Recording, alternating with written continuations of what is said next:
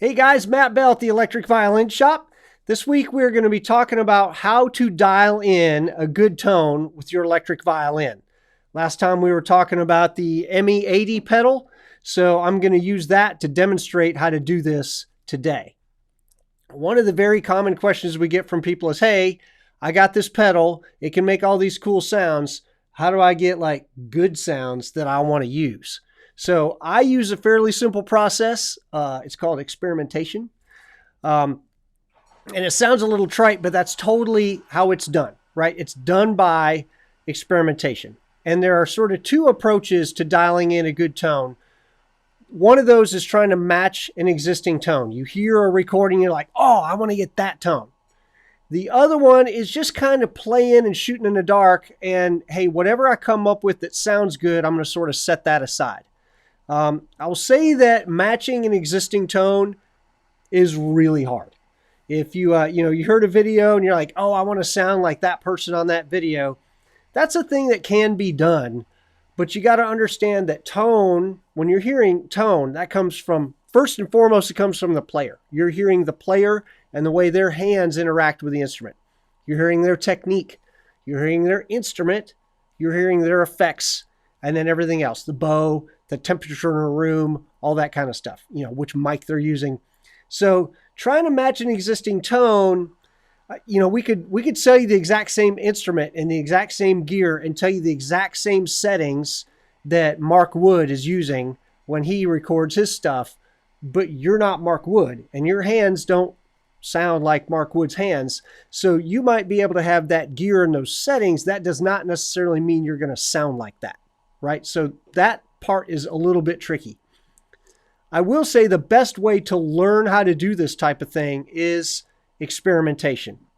Once you have done this enough and you have played with enough different effects and played with the settings on enough different effects, when you hear something, you're going to go, oh, I think I know more or less how they got that. And how do I teach you how to do that quickly? I don't. It just takes time. It's going to take hours and hours and hours of playing with these effects and playing with the knobs before your ear starts to learn, that sounds like a flanger, or that sounds like an octo reverb or whatever.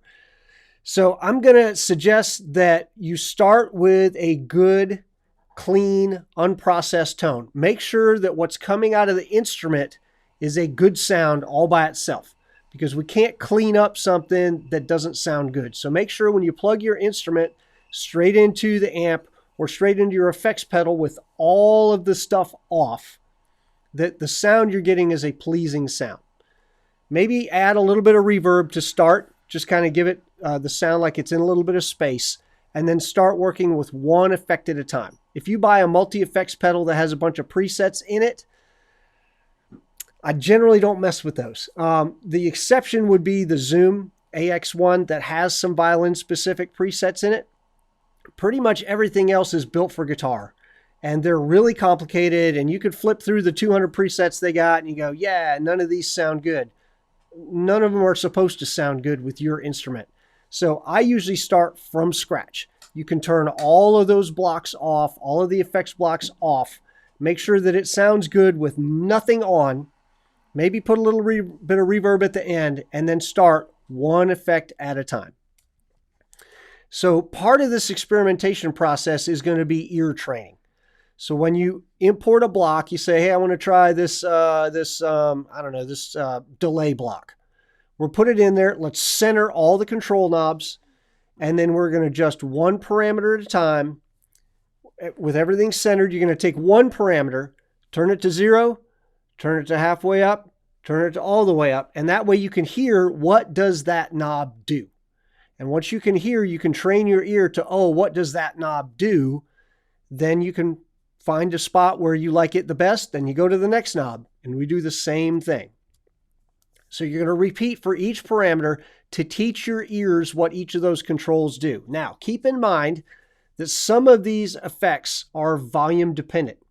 So if you're playing a very constant volume thing, you may not be really experiencing what that effect can do. The two that really jump out at me as being particularly volume dependent are distortion and auto wah. Those two are wildly volume dependent. The quieter you play and the louder you play, the more different they sound. The other thing is you got to understand that stuff like distortion, especially distortion, is very dependent on whether you play one note or you're playing chords or double stops. So you want to make sure that when you're dialing that in, that you do both. You do chords, double stops, and single notes, because it reacts very differently to each one of those. Now, one of the tools that I use for doing this quickly is to use a looper. It's a lot faster, and it also disengages the filters in your ears. And what do I mean by the filters in your ears? I tell people to take their phone and put on a video mode and just hit start. Walk out to your mailbox to get your mail, or just do some mundane task and narrate yourself doing that. All right, well, I'm walking down my driveway. Hey, there's my mailman. I got my mail. Crap, another bill. Okay, walking back to my house. I'm inside. Stop. Now listen back. And you're going to hear all kinds of stuff on the playback that you didn't notice while you were doing the recording of the video. You're going to hear birds, hear dogs, you hear cars going by. You're going to hear stuff that you didn't hear. And it's because your brain decided that stuff was not important and it filtered it out. It does the same thing when you're playing the violin. It takes enough brain power to play the violin that your brain's like, well, I can't handle all of the information that's coming in, so I'm going to make some decisions about what's important, and I'm going to ignore everything else.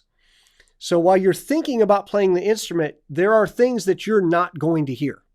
So if you record into your looper, you can use your brain to do that, and then you hit start on the looper, and it starts playing back. Now your brain is going to hear, your ears are going to hear all of the things that you did because you're not actively playing the instrument. You can actually hear yourself the way somebody in an audience would hear you. This is really important.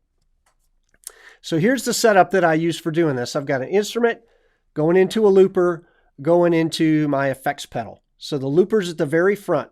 And then because some of these things, like I said, are volume dependent, when you see the level knob on that looper, make sure that you've got that set to where it's the same level that it would be if we took the looper out.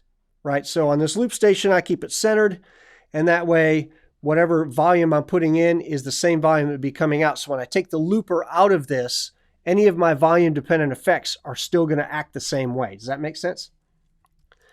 So here are some tips for creating the loop. Remember, I said that certain effects are volume dependent, or they react differently to single notes and double stops.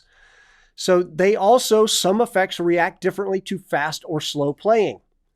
Some react different to quiet versus loud playing. They react different to high notes and low notes.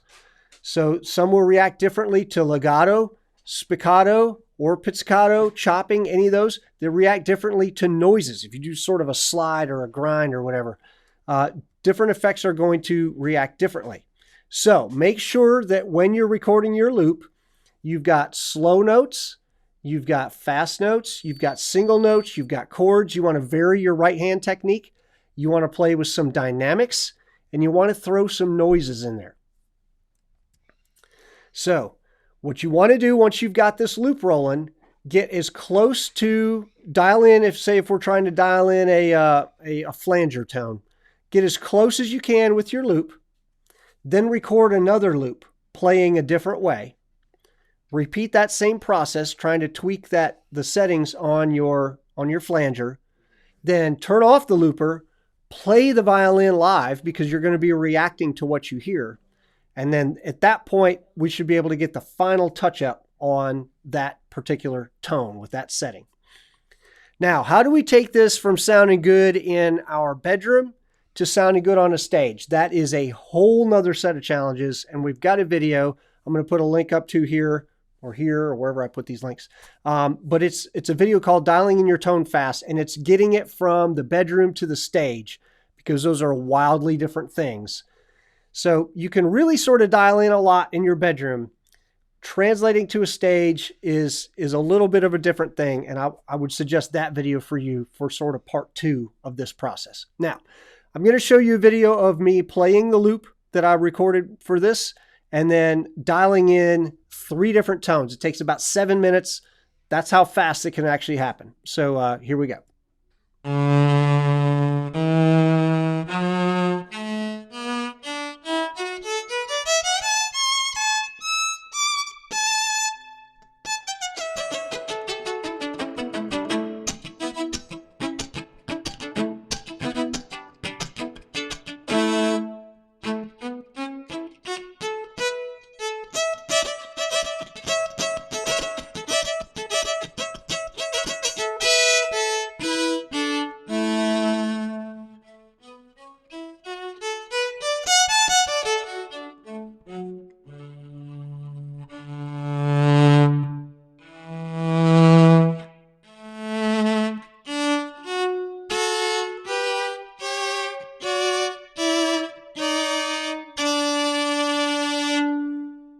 So now we've got our loop recorded. Let's use that to experiment a little bit. So the first one I want to experiment with, let's mess with a phaser. So come down here to the mod. We're going to turn that on. We're going to put ourselves in phaser. Well, I've got these three switches all centered. So let's start the loop and start playing. So this one is the rate. We're going to turn the rate down.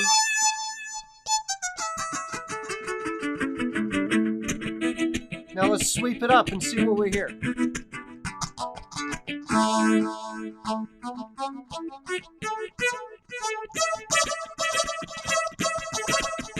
So it sounds like that warble is what that rate controls, how fast that happens. See, we've got the wah, wah, wah, wah, wah, wah. When we slow it down, so it's wah, wah, wah, wah. So now it's a much slower. Okay, now I sort of know what this knob does. Now let's check depth. Okay,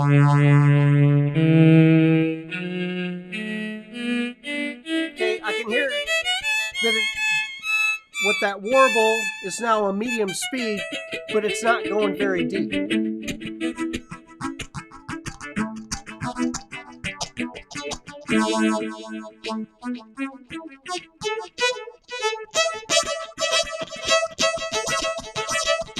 Now we can hear when it's really deep, it's kind of destructive.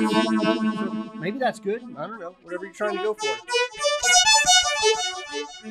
Okay, now let's go resonance. Turn the resonance way down.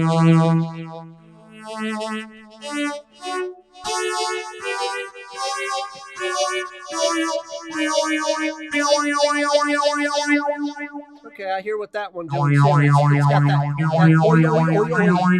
It's how much of that we're getting.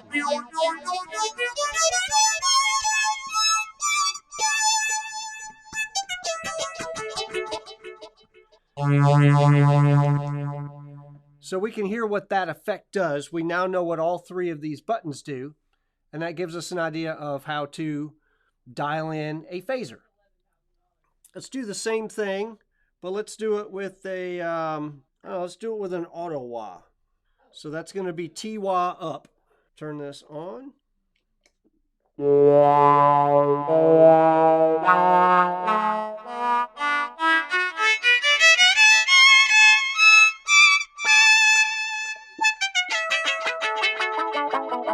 So we're going to take this sensitivity all the way down. So we can hear that that's what that's doing is it's making it to where it's hard for the auto wah to kick on.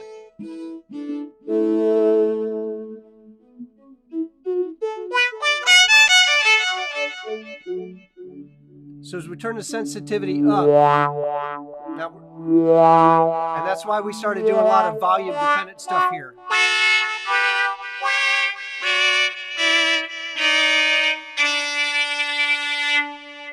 So if we turn the sensitivity all the way up, then just everything has that auto wah sound.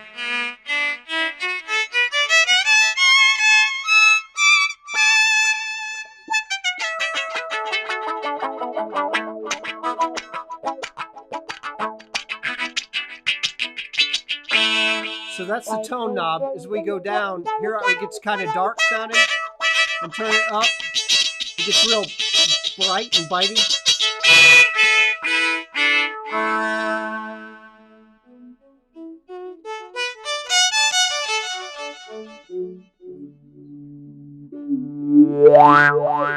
So now we're hearing how peaky it is.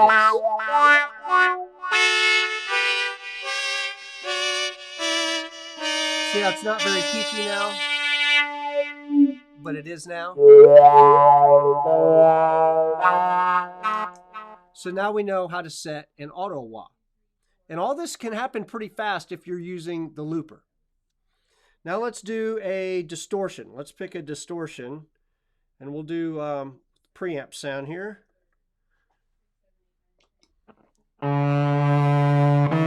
Everything's kind of centered. The gains in the middle.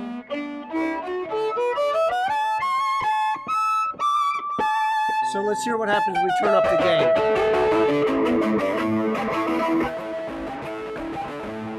It's real destructive. When we turn the gain way down, it starts getting cleaner. Now we can do the same with bass and mids and treble. Just pull the bass all the way out. Turn it all the way up. Not a big change there because we're not down into the bass range. How about mids? Mids are down. Here it kind of got a little scoopy sounding. Now the mid's up, it's real full. Let's do the same with treble. So here where it took all the bite out of it. And then it adds in that brilliance. And the level's just level. So let's try a different preamp.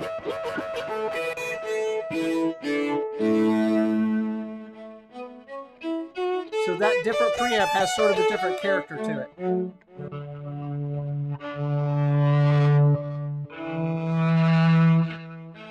So that's how you would try out different preamps. All right, so all of those things will help you dial in sounds that you want for your band, for your church, for your solo performances, whatever. Just, I would say, unless you're using an effect for sort of dramatic effect, just kind of remember that less is more with these things. If you're trying to debate whether it's, should I be at 5 or 6 on my settings, go with 4.5. So generally, I would say that less is more a little bit that way, and that's going to get you to where you want to be. So you can subscribe to our YouTube channel here. You can check out some other videos here. Thanks for hanging out, and we will see you next time.